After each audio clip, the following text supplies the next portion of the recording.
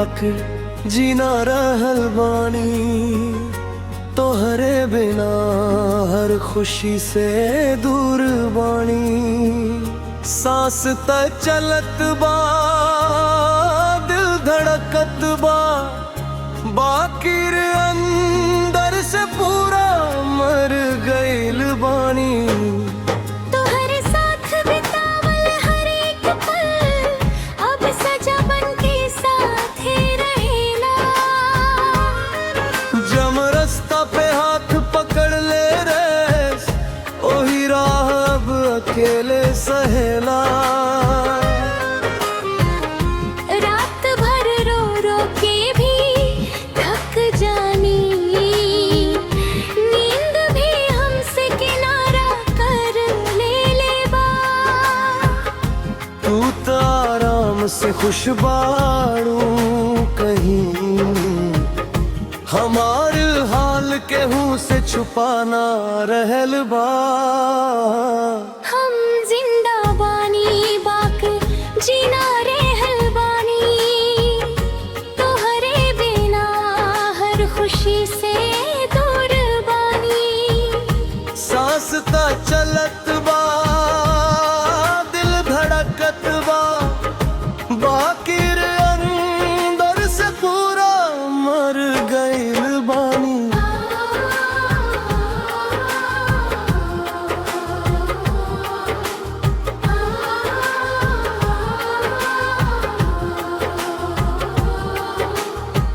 तोहरे नाम से शुरू हर बात होला, तोहरे पे आके खत्म हो जाला।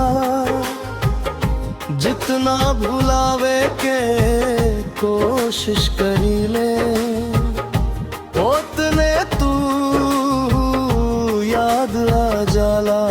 काहे खेल गइलो दिल से हमार, का गलती रहे हमारे यार। अब तो खुद से भी डर लागेला, टूट गइल बनी हजारों बारे। अगर ई प्यार सजा त सजा मंजूर बा, बाकिर तोहरे बिना हर खुशी अधूरा बा। तब हो लौट के आ जाइबू त देखबू, सनिश ओही जगह खड़ा मिली। जहाँ जरूरत पूरा गाना कॉपी के लिए तैयार है चल। हम जिंदा बानी बाकी जीना रहल बानी, तोहरे बिना हर खुशी से दूर बानी।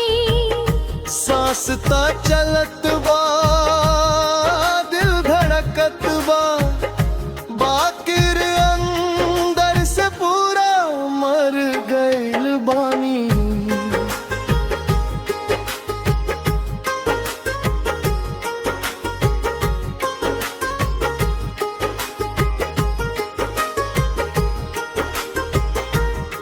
तोहरे साथ बितावल हर एक पल अब सजा बनके साथे रहेला। जम रास्ता पे हाथ पकड़ ले रेस, ओही राह अब अकेले सहेला। रात भर रो रो के भी थक जानी, नींद भी हमसे किनारा कर ले बा। तू तो आराम से खुश बाड़ू कहीं, हमार हाल केहू से छुपाना मरहल बा। हम जिंदा बानी बाकी जीना रहल बानी, तोहरे बिना हर खुशी से दूर बानी। सांस ता चलत बा, दिल धड़कत बा, बाकी अंदर से पूरा मर गइल बानी।